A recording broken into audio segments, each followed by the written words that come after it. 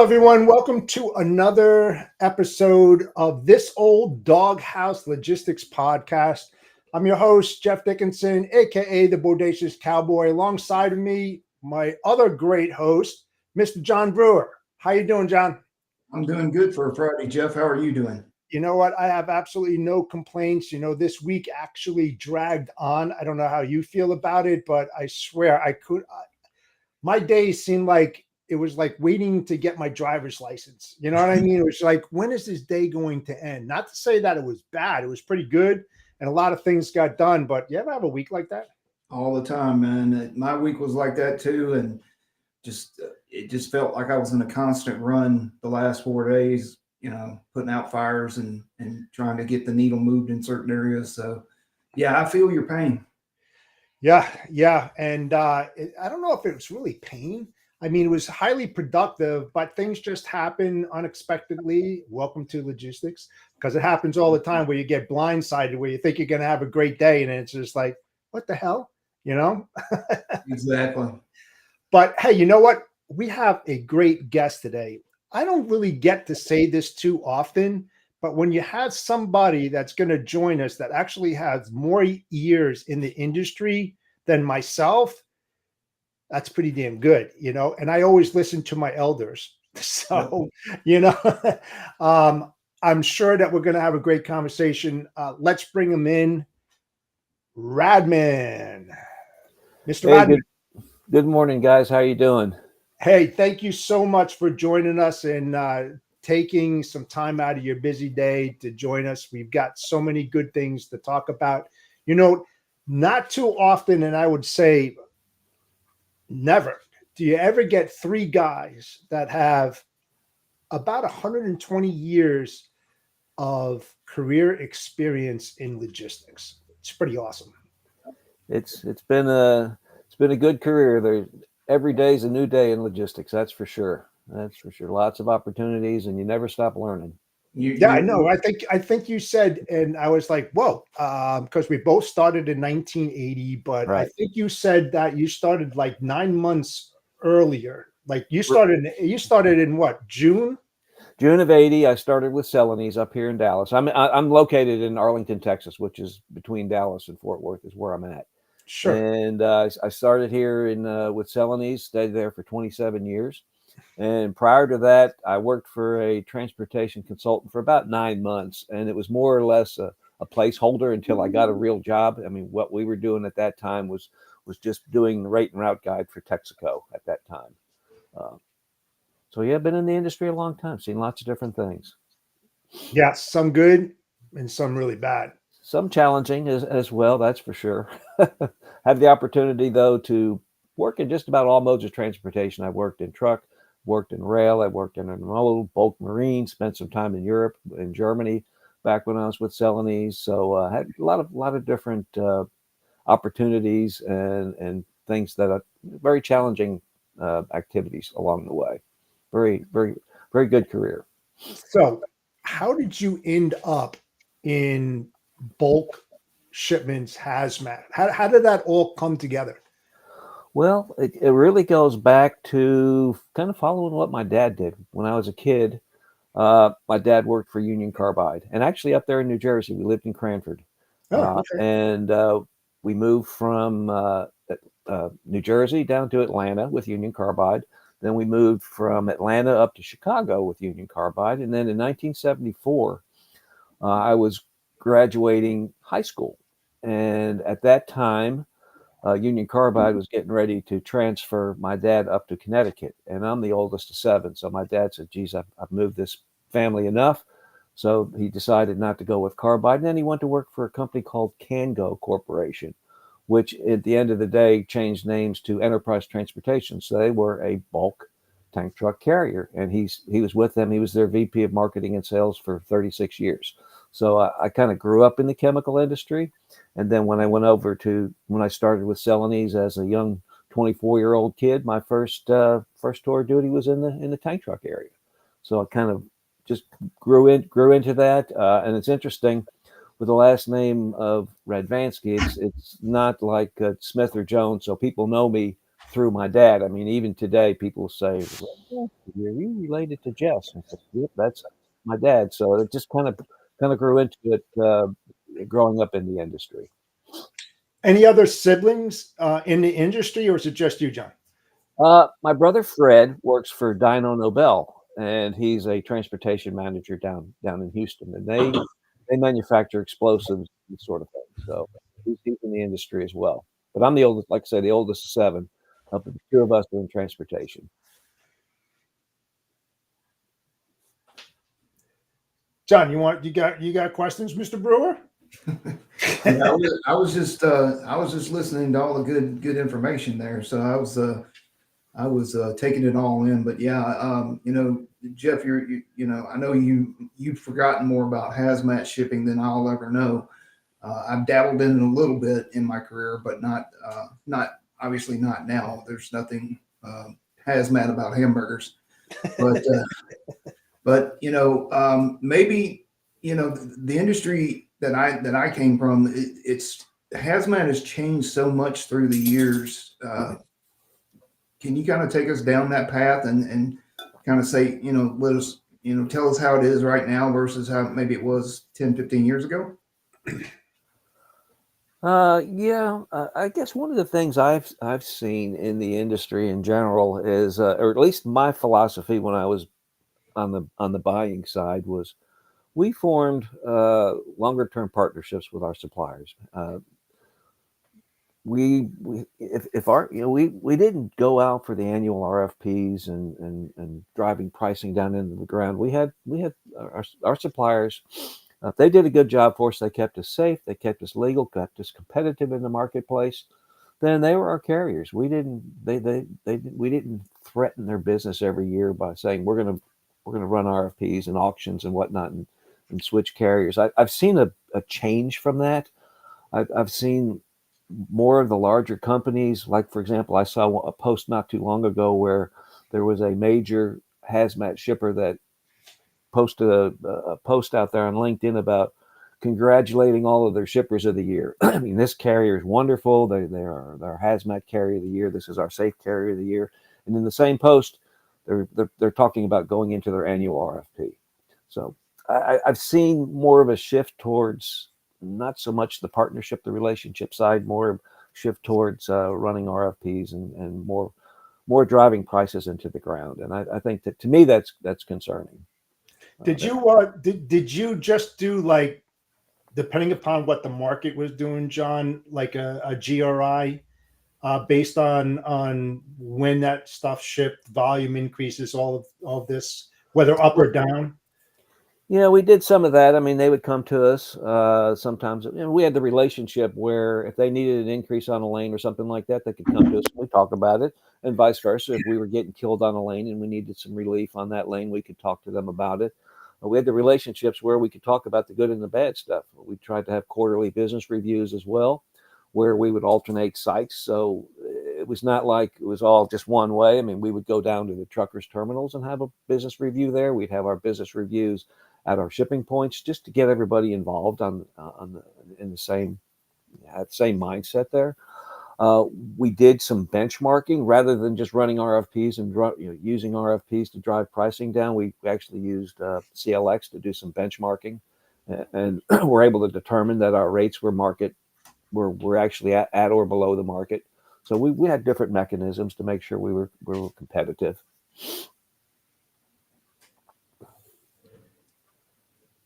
Yeah, I can. Yeah, John, I can see where those long-term relationships. I mean, in this industry, they're all pivotal, but especially in that hazmat category because there's so many rules and regulations. You definitely want somebody who's partnering with you to be there for the long haul because they're the ones who do it day in and day out, and they're the ones who wear the new regs when they come out and able to implement those. But I tend to agree with you. I think the market as a whole is seeing that annual RFP type situation go out. Typically, in my previous life, we really didn't do a lot of annual RFPs. We would do what I call surgical RFPs, where we would take a part of the geography of the country or just a certain area and just bid it out, kind of like similar process to like cycle counting inventory. You just Hmm. kind of worked around the country and helped out. But yeah, we're definitely big on relationships here. I know Jeff seconds that 100%. So just just to see that it's going, and it probably would impact hazmat a lot more, like I said, because you don't have that much as many rules and regulations in dry van and reefer freight as you do with hazmat. So that's very good commentary there, John. Yeah, You say now you're doing bulk chemical. Can you kind of walk right.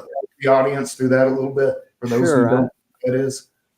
Yeah, I represent now Bulk Connection, and what they are is they're a third-party, non-asset logistics provider based out of Mystic, Connecticut.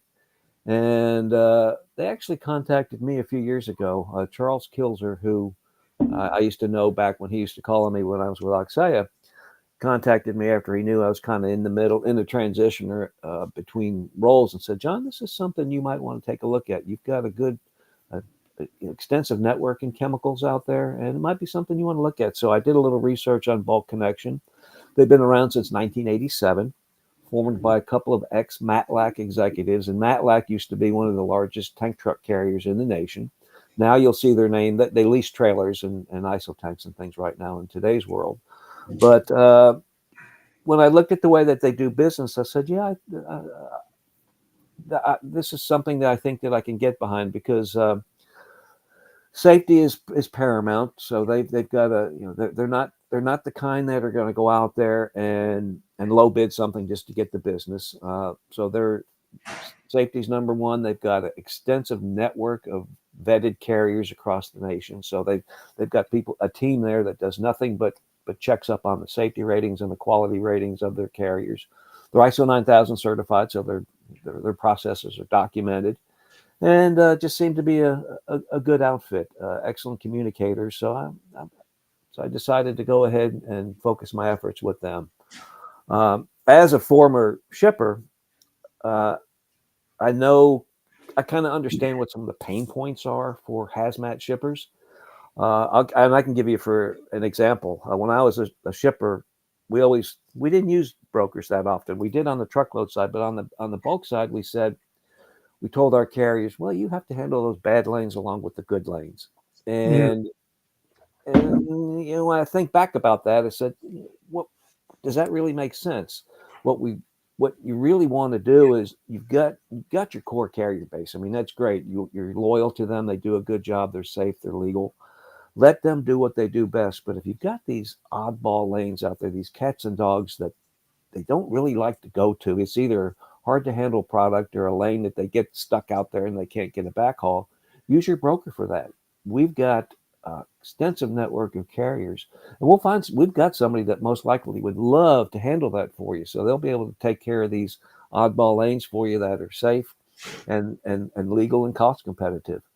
Also found that in kind of the space that we operate in, I'm more successful talking with some of the smaller and mid-sized shippers, the ones that may not necessarily have either the expertise or the resources to properly handle their bulk shipping. I mean, you may have a person that they got to do rail, they got to do intermodal, they got to do terminals and warehouses and hazmat and all this stuff. So if there's something that you can take off of their plate and let them focus on some of the other things, that's where I've been able to I guess get be more successful in onboarding new customers.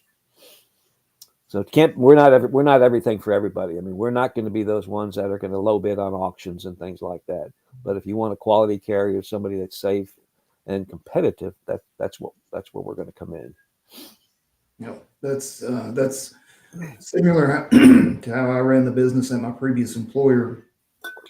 We were shipping food commercially, and the lanes that occurred every week, we Mm-hmm. tended to keep on asset players, and then the ad hoc lanes that came up or the additional, like during the peak season when you ramp up 30-40% of your normal volume, then we would go to a broker and hand that off to them. But definitely was not as complex as hauling bulk or hazmat, because it's really the food and security and safety were really the only main points of concern. Well, So you've got a whole different set of concerns with food, though, right? I mean, yeah, you got, I mean, it's, there, we're always watching, there's been a lot of talk over the previous years, probably ever since 9/11, about terrorists attacking the food right. supply. Yeah. And doing that straight out of the back of the trailer. So it's food security and food safety are paramount. And especially in the company I'm working at today, you don't want to get anybody sick. You don't want to have anybody get killed, or die from your products. So Right. you have to you have to be on your game. You have to watch. So just curiosity. My previous employer actually hauled food grade bulk. Okay. Do you handle any of that? Sure. Yeah, we've got carriers that handle that as well. Whether it could be kosher, so you have to have your That's what kosher I was gonna ask, kosher yeah. washers or whatever. Oh, yeah. But yeah, definitely have have carriers that also handle food grade, both You know, on the dry side and the liquid side.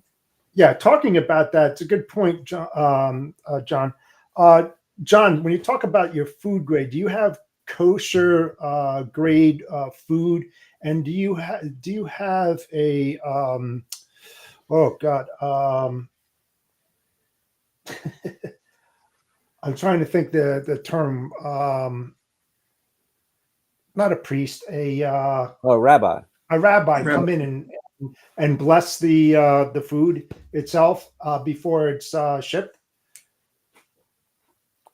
Which Which John? John? Yeah, Mr. Brewer. I should say Mr. Brewer from that one. Or you can call me Yes. Radman. People call me Radman. Yeah, we did have the rabbi come in and bless the food before it left wherever it was picking up at. Yes, absolutely.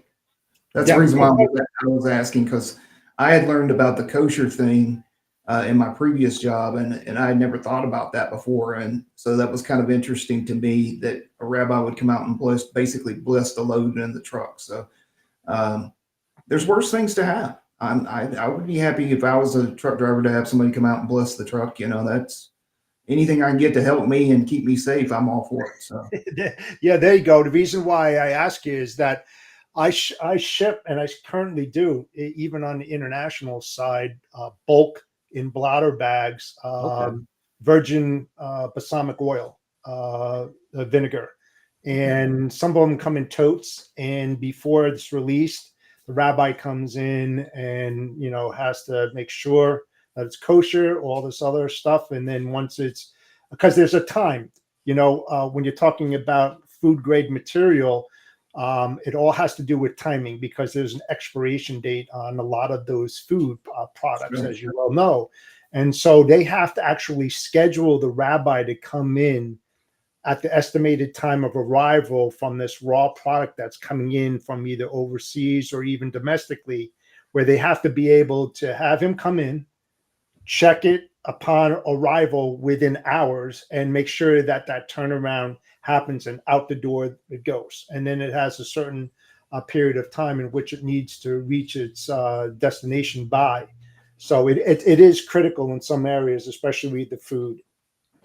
absolutely, yeah. On the bulk side, also, I mean, there's a lot of last content requirements on the tanks. We've had to have the rabbis come to our actual physical loading facilities and look at the tanks, look at the hoses, look at the pumps, the whole 9 yards, to make sure all that was clean. We've also had halal certification as well, which is kind of like the I guess the Muslim version of kosher. So we've been certified when I was a shipper and those processes as well. But the thing about making sure that you have good carriers is that's an extension of your company, right? I mean, that's why when we would ship a tank truck load to a customer, we wanted that thing to arrive and be clean, be professional, be in good mechanical shape, and have the material arrive on test. And it's a direct indication of you as a shipper. Your customer sees that driver, and that's a reflection of your company. So that's why to me it's so important to make sure that you have a good quality carrier management process in place. 100%, 100%, Mr. Radman. And I can say this firsthand, especially when I was on the shipper side, and I'll just use like Panasonic as a great example as an enterprise shipper. I had to make sure that the drivers didn't come in looking like this. All right. They had to be clean shaven. They had a uniform on, right? Their cab had to be clean, because the way that they took care of their cab was the way that they're going to take care of your shipments, the way I look at it. You know, if they're responsible and respectful, they're going to be respectful of themselves and the people that they do business with. And when they walked into a warehouse, I mean, what I used to have is on a transportation agreement, I had expectations and requirements of each carrier. And I always gave the carriers and brokers, service providers, equal opportunity to fire themselves. I had no stress, because it was clearly written out of what it was expected if they're going to move it, because we're talking millions and millions of dollars. And when you have millions and millions of dollars, you've got an upper hand, because everybody wants a piece of their pie. Right. You know, the more complex the operation, the more millions that you're shipping, the more everybody wants a piece of the pie. It's just the nature of the beast. So a lot of them, you know, I got to shave. Well, listen, you know, if you want to have this business, you know, you represent me as a professional, image, brand, you know, and the material that you were handling.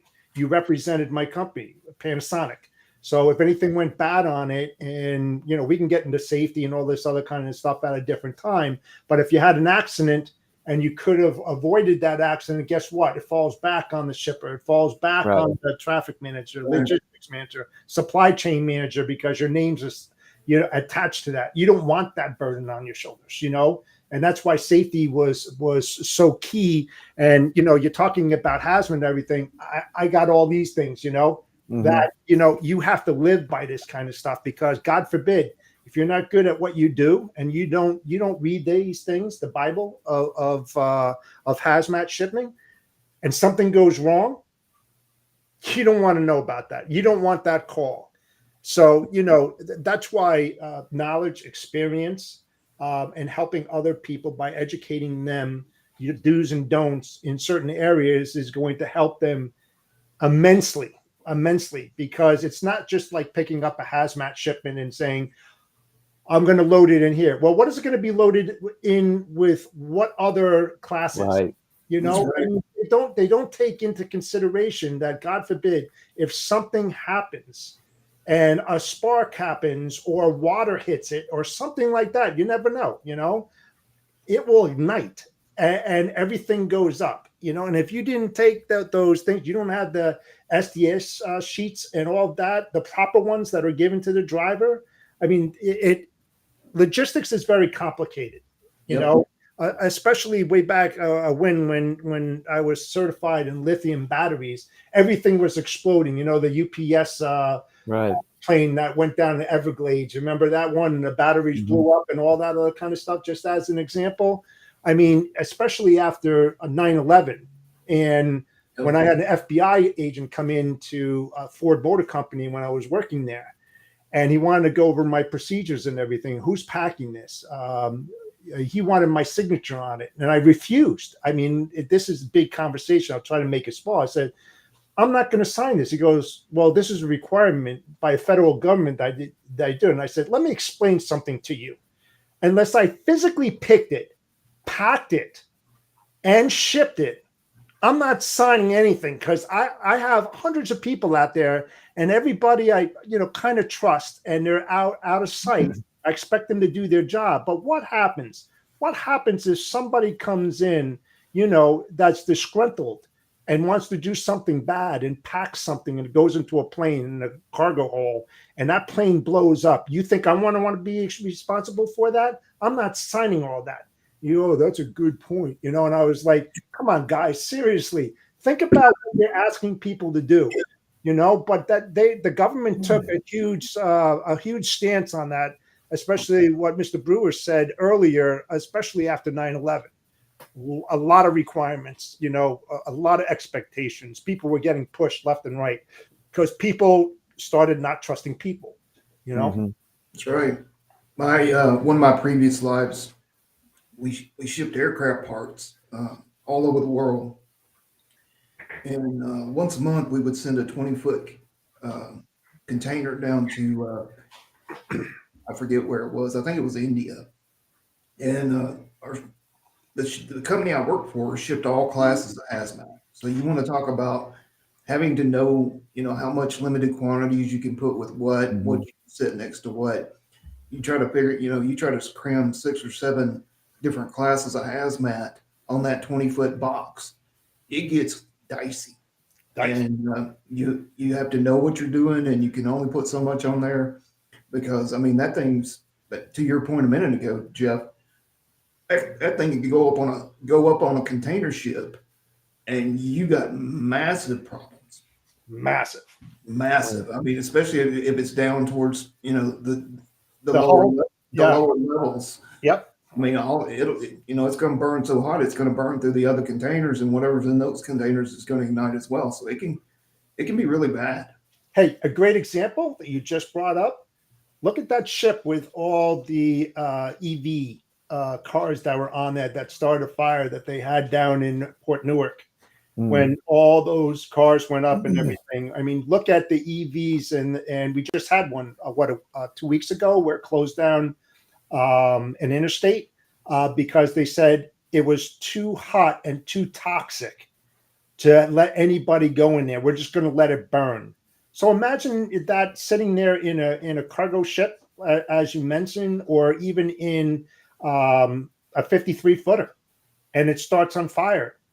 Lithium batteries, whatever it might be, you can't easily put it out. You just have to let it sit and burn. I mean, what does that tell people? You're talking about safety, you're talking about hazmat. What it tells me is they put the cart before the horse. They didn't think of all the what if scenarios and what happens if this happens. How are we going to respond? The same thing happened with the fire departments and the jaws of life when these people are getting in accidents and they didn't think about, well, I got to cut through the structure. Well, guess what? These electronics and everything that are hooked up to these massive size batteries go through the frame of the freaking car, and they didn't think about it and cut through it. And guess what? They're getting electrocuted and all this other kind of stuff. I mean, these are the kind of things in logistics. It's not simply just packing up a truck and moving it.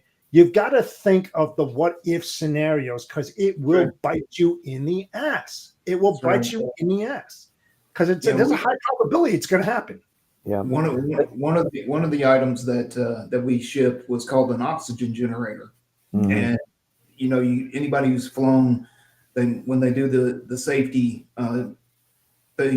safety presentation, they'll say the mask drop from the top and put your mask on first, yada, yada, yada. Well, they don't have tanks of oxygen sitting in the belly of the plane. They have this thing. It's an oxygen generator. It's about the size of a can of hairspray.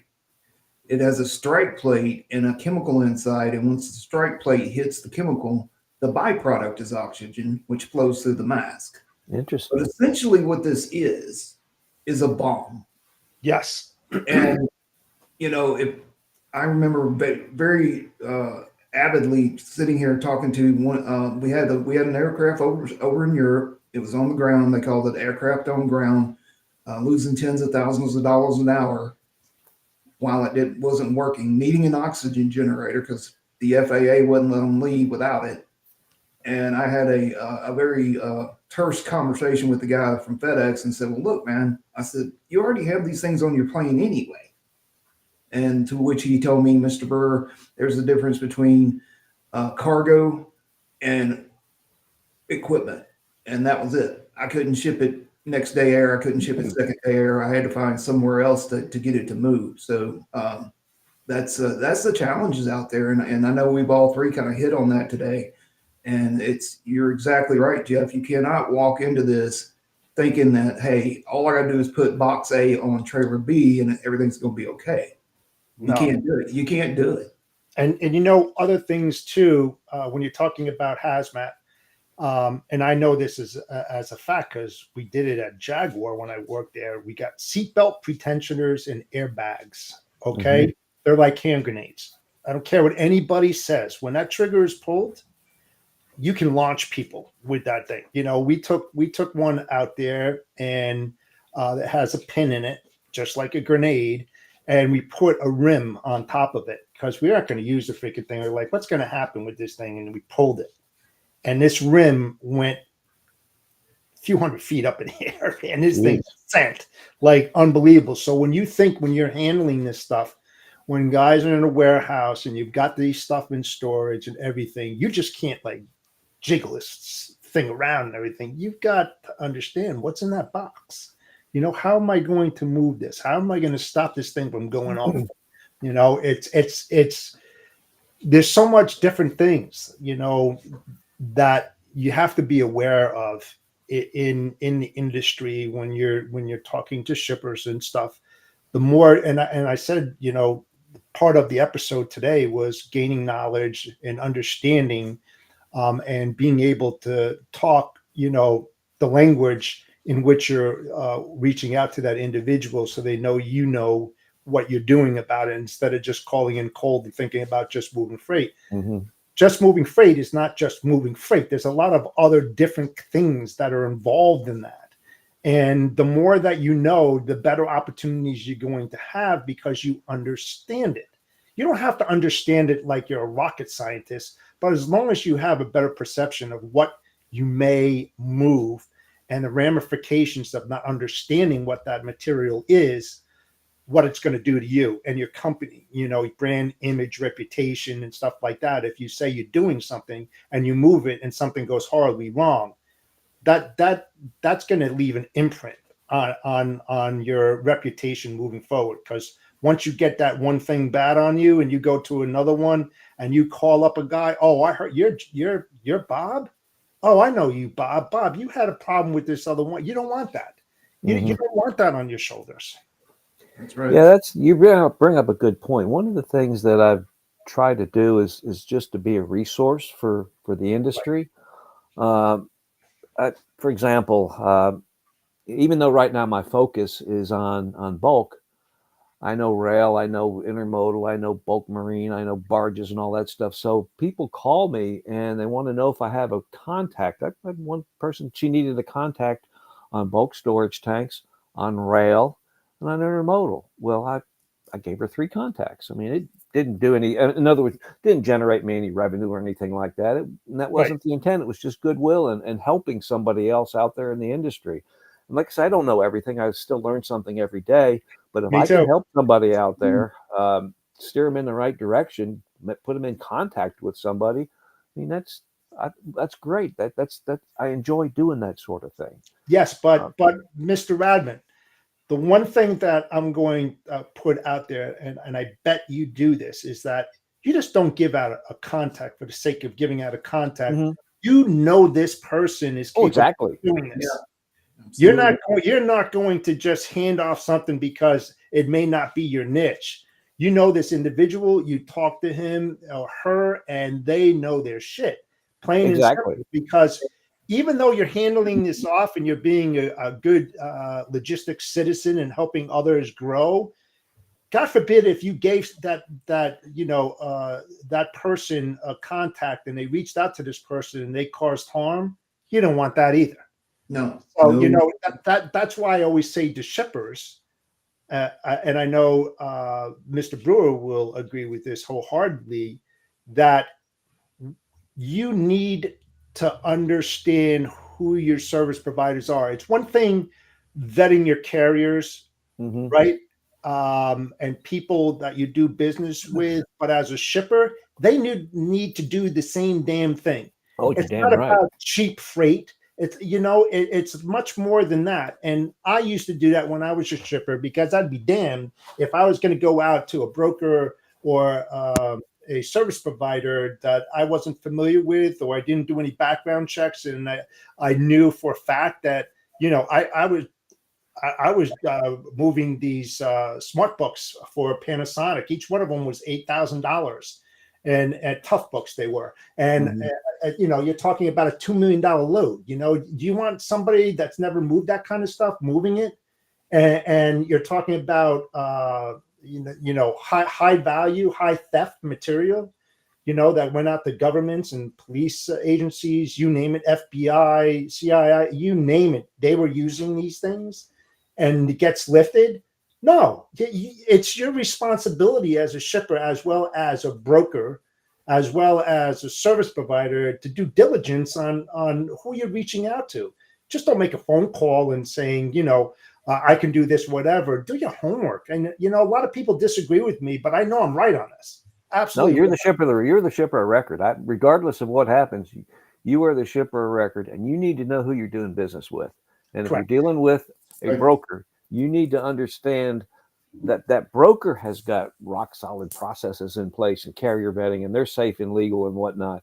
Just to say, well, that's the broker that screwed up. No, you're the shipper of record, and it's going to come right back on you. You need to know who you're doing business with. I mean, and the way to do that, line. and I bet you, Mr. Radman, that you'll agree with me. Really good shippers are going to have detailed list of hazmat requirements and questions that they're going to ask you, because the bigger the enterprise shipper, they're like rocket scientists. They're like Einsteins. It's not just like talking to a mom and pop freaking shipper that the kid just graduated from high school or college and they're starting up and you don't do anything. The more complex the operation, the more intelligent these people are. You got to get on that level. You have to speak their language. It's not as simple as making a phone call and bullshitting your way through to try to get a client on board. These guys are smart, and you've got to outthink the thinkers, the way I look at it. If you're good at your job, you're going to know the questions that they're going to ask you, and you're going to be able to either refute them or agree with them or even give them better suggestions and options that's going to make you look like a hero. Right. Plain and simple. Yeah, usually the referrals that I give out, people I've done business with for 10, 20, 30 years. I mean, these are known companies and known resources and people in my network that I've known. I'm not going to just refer somebody that I'll Google somebody, say, oh, try these people. If I don't know anything about them, that's going to be up to them to do their due diligence. But if it's just like there's a truckload broker that I've dealt with for 20 plus years.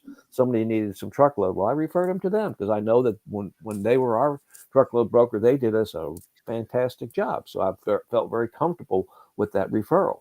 So I mean, that's the type of contact information, the type of resource that I want to be. Because if I can help somebody else out, one of these days when they do need bulk transportation, they'll say, okay, I remember John. He helped me back when I was looking for some rail support or some terminal support or whatever. Let me give him a holler and see what he can do for us. Hey, I just got to thank our sponsors. Give me 1 second here. Sure. Here we go.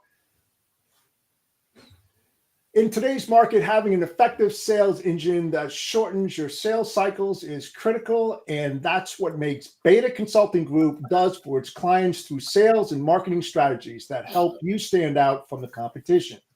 Reach out to Trey and his team today by visiting www.betaconsultinggroup.com. You won't regret it. So check out my friends there at Beta Consulting Group. Tell them that the Bodacious Cowboy sent you over, and they'll take care of all your needs. We appreciate them sponsoring this show, and they're good people. Thanks, guys. All right, let's get back to what we're discussing. So where do we leave off? Just on recommendations, I can tell you right now, I cannot recall one time in my entire career I actually tendered a load to a coal carrier. Mm-hmm. I would talk to them like John, like Radman said, I want to know these people. I'm putting my fate, my brand, my reputation on the line, and that's even before you get into the bulk and hazmat stuff, which can really cause some damage. So I can tell you right now, if you're cold calling me, chances are I'm not going to give you a load until we have some type of discussion asking those questions that Jeff mentioned to vet out the carriers. And if you don't think a shipper can smell bullshit, if they've been around long enough, they can smell it a mile away, and they're going to walk you right out the door if you try to bullshit them. And vice versa on that. Okay. If you're a smart service provider, broker, you can also smell out when a shipper really doesn't know what they're doing. Right. Because you're going to ask those questions, which is what I call finding and opening up the hidden bank opportunities. Because if you ask those questions and they're hesitant, just like you as a shipper asking your broker, and as a broker, you're hesitant in being able to respond quickly, they're going to be able to pick that up right away. It's either you are or you aren't, period. That's right. Yeah, not all business is good business. We know that for a fact. So you have to be just as selective on both sides. So you've got to interview your customers and you've got to interview your suppliers. I mean, it just makes good business sense. One of the things that I think really helped me in my career also was when I was in the industry, I spent as much time as I could at our plants, manufacturing sites, at our terminals, visiting the carriers, visiting the railroads. I've been when we had our Stolt tankers come into the marine terminal. I spent 2 years at the bulk marine terminal. I was on board those ships from the top all the way down into the tanks, into the engine rooms. Spending time in Germany, also understanding how we operated over there in the overseas market. So, and then I spent some time in procurement as well.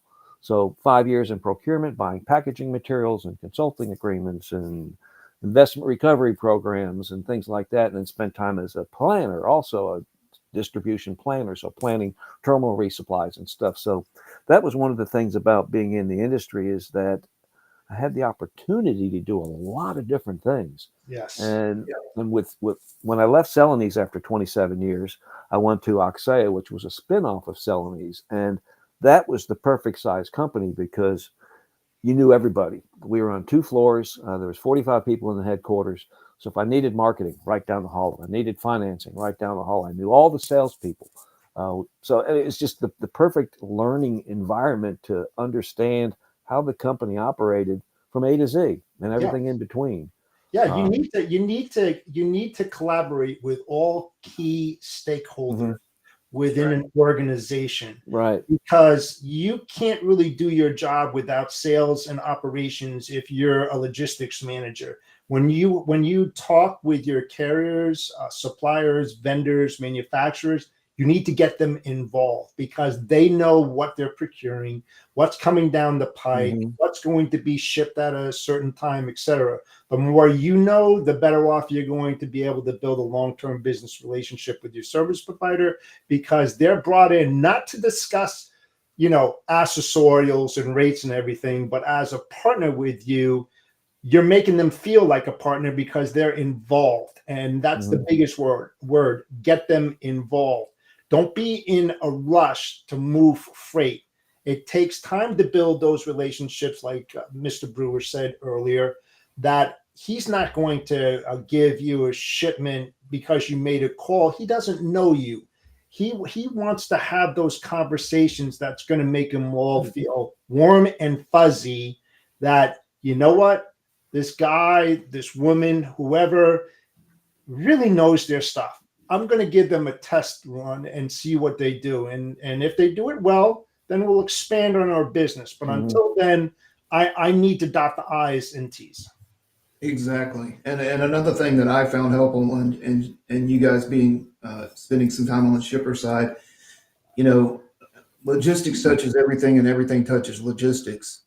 And one of the things that I could do, and Jeff, I think I mentioned it on a previous podcast, is there are efficiencies to be gained in other areas if the logistics group can have some tricks up their sleeve, how to make things happen. And so what I would do is kind of almost like a pay it forward type deal. Is, if the operations guy is struggling with something that logistics can correct, by doing X, Y, and Z, then I went ahead and did it. He didn't have to ask me. I just said, I came to him and said, hey, I took care of your situation here. This is how it's going to work from here on out. Because just being in logistics, you're going to have to call those markers in from time to time, and it helps to have more markers out there than you actually need.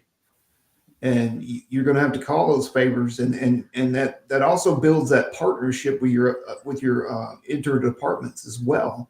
And builds a relationship, because the guy says, look, I didn't even know how to fix it, and you already come in here and told me you fixed it, and my life's easier now.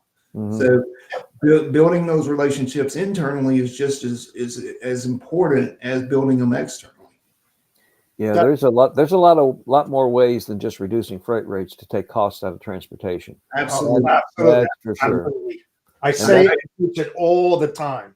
I tell people doing an RFP is a temporary solution to a permanent problem. Right.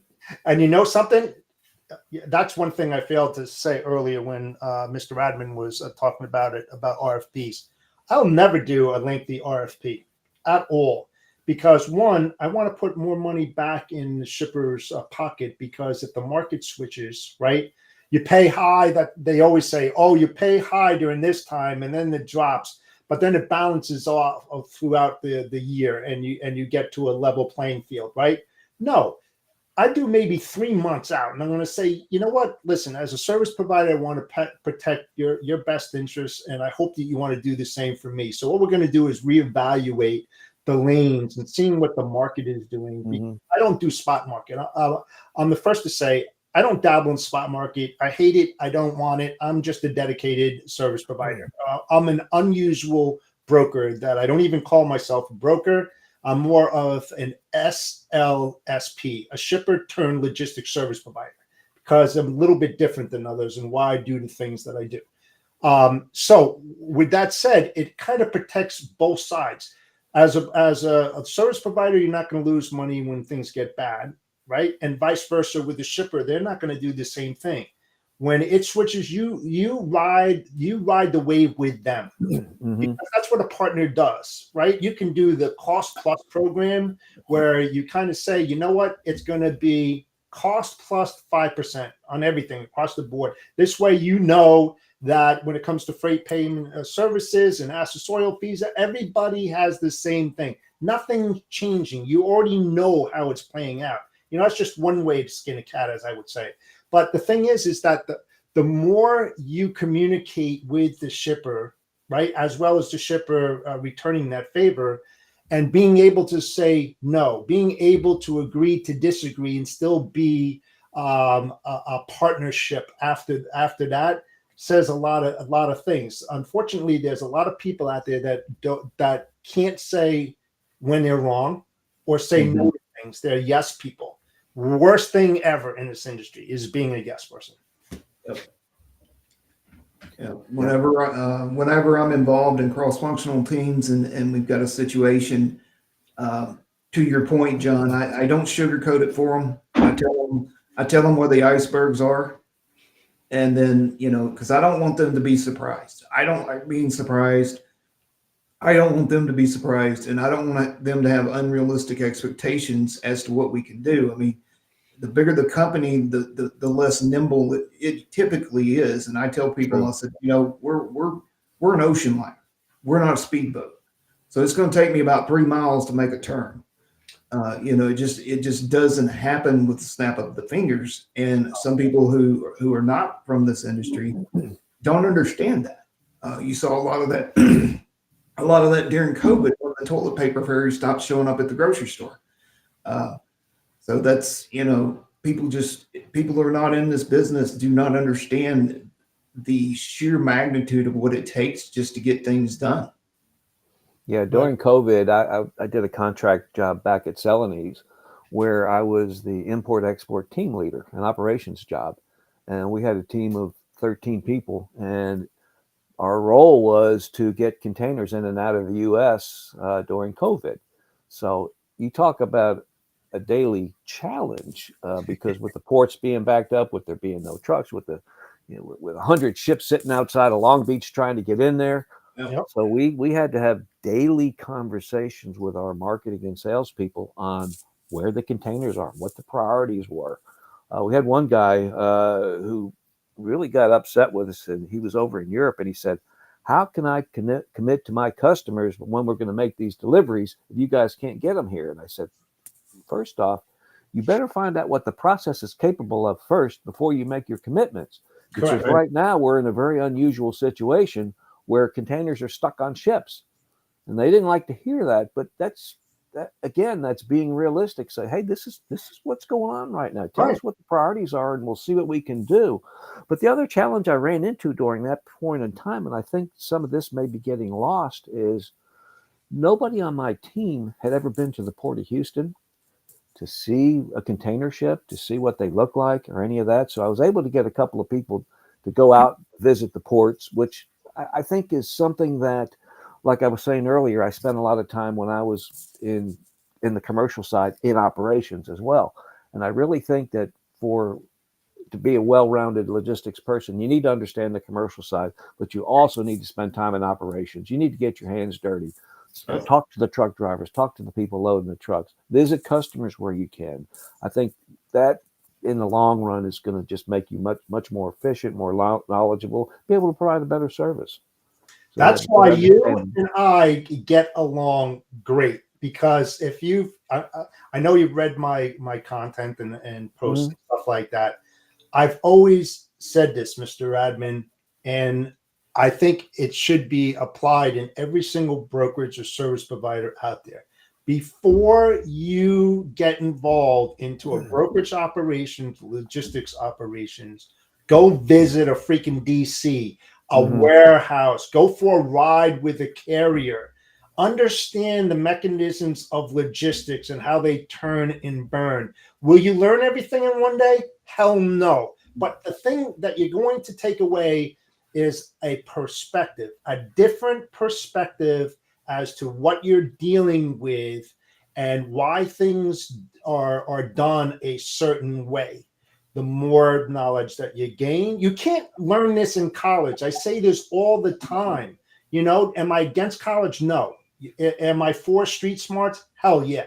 Because if you get in the trenches and you work alongside each department or process or whatever, like you said, John, you did, I did, there's nothing better than that in the whole logistics world, because you're physically doing something and you understand it. They don't teach that in college. They teach case studies. And that's they already have the answer to the question when it's a case study. When you get into logistics and the mechanisms of logistics and the blind sides that you get, you can't sit there and wait. When there's an urgency, an emergency, you can't go to the books and say, I have to do this, I have to do that. You got to hit those toggle switches as fast as lightning, because every second of the operation, you're going to lose a shitload of money. I mean, when I say that, I mean, it's like Ford Motor Company. And you probably heard this, Radman, too, and John, that every minute is $10,000. Yeah, you shut down a unit, a production line. You're toast, And when I worked for Ford Motor Company, they got drilled in the back of my head. Very complex, very demanding, no excuses at all. You had to get shit done, period, because you don't want a bunch of the brotherhood sitting on a line waiting for a container or several to come in, and they're twiddling their thumbs and on the assembly line, and it's the ripple effect. Everything costs money all the way down. When you get that embedded into your head and you understand that complex stuff, you are in prime position to win constantly all the time. If you think about those what ifs, I say it all the time. Look at those what if scenarios, because in logistics, there's a high probability that something horribly is going to go wrong. When that happens, how are you going to respond? That's exactly right. When Radman brought up going to see the terminals and the DCs, and one of the things that I've always found beneficial, I'm that guy too. When my first job in the industry was a short haul dispatcher, and I actually were an asset based player. They were running cab overs, and I rode out with the drivers, and just to learn what they're going through. But also, if you go to a customer's distribution center and you understand what they do and you understand the services that you can provide as a broker or a carrier, then you can say, hey, I see you got heartburn in this area. I got a service that will, maybe streamline it for you and make it smoother, and it's not going to cost you anything extra, or it's part of just value added service or whatever you want to call it. You're to Jeff's point, your perspective dramatically changes, and it gives you assets to use in putting things together, putting pieces of the puzzle together. Correct. You've got your view, you know how your view works. You've been in the industry for a while, you feel pretty good about the company you work for, you know what they can do, what they can't. And then if you pick that extra perspective up from the customer or the potential customer, then you can say, hey, here's where we mesh. Here's where we can really shine for you. And this is how we're going to do it. And that's going to help you get that foot in the door with that customer, because you care about their business too. Otherwise, you wouldn't ask them to take you on a tour of the facility. Mm-hmm. You know what you're talking about because you've obviously done it before, and you know the synergies between the organizations to make a win-win for that customer as well as yourself. There's not a downside to that at all. No, it boils down to the relationships, because most of the time I was in headquarters. So, and that's where it was so important, I think, for those of us in the headquarters to get out in the field. That's right. Spend time with the people in the plants, because otherwise, they think, oh, here comes another jerk from headquarters. No, I would go down there wearing my jeans and take them out to dinner and have a beer with them or whatever. Absolutely. Shoot the shit with them and get to know them as people. This guy liked to fish. This guy likes hot rods. This guy likes classic rock like I do. Just get to know these people. And that way they're comfortable calling you when there's an issue, and vice versa. I would go down there, for example, when they would win their safety awards. The railroads Union Pacific and BNSF would give us awards when we had X amount of time with no leaks or anything like that, no incidents. So I would get to go down to the facilities, have a barbecue or a Mexican lunch or whatever, and bring the railroad with me. We present the awards to the people that actually loaded the cars. It wasn't for us in Dallas. It was for the people that actually did the work. And that's how you build the relationships and the credibility. This guy's from Dallas, but he's one of us also. And he gives a crap about what we do, and take the time out to get to know them as people. And I still have friends with a lot of the people I used to work with at the facilities. Yeah, the biggest takeaway: always make other people feel more important than you are. Mm-hmm. That's exactly right. That's the bottom line, because they represent you. That's why you're not really that important. You're only as good as the people that surround you. If you surround yourself with good people, your life is going to change. If you hang out with the wrong people, that's not giving you any value added things to think about or anything, that's when you're going to fail. That's when you must hang out with like-minded people. Don't hang around with the people that have that negative mindset. That's not going to help you develop or get to where you need to be or where you want to go. Find those people. They're out there. Find those people that have those positive mindsets that's going to set you straight and tell you the way it is and not bullshit you. They really actually care. And that's what we are together, all three of us, right? And there's many more of us that are still out there. It's our responsibility to make the industry better than what it is. They may not want to hear it because they don't understand it. They don't understand it because they didn't have that experience firsthand, and they think it's a bunch of crap. It's not. We're not just doing this to ego-driven or trying to put ourselves up there. We see things differently than other people, and that's why we're doing these things here. That's exactly right. That's exactly right. We are stewards of this industry. Quite honestly, anybody in this industry is a steward of it. And part of that stewardship is leaving the industry a better place than when you found it. And that's exactly what we're doing. And it's probably the main reason we're doing this podcast is we're trying to, not only educate and inform, but we're trying to leave this industry in a better position than when we found it many, many moons ago. So, and then the relationship that Radman was talking about, the value of that is just doing that kind of stuff is just, it's very little investment, but the return, the ROI on that is huge. I mean, to Radman's point, I mean, you got relationships that span 20, 30, 40 years. Well, that happened because you approached the same way Radman did. You got to know the people. You went down and you showed people that, hey, we appreciate you and we appreciate you getting the safety award and being safe. And, you pay that stuff forward, it's going to come, the ROI is going to come back and it's going to be immense. I can tell you, as a mentor and coach and disciplinarian, I've had all of those, and I got my ass kicked over the years, not afraid to say it.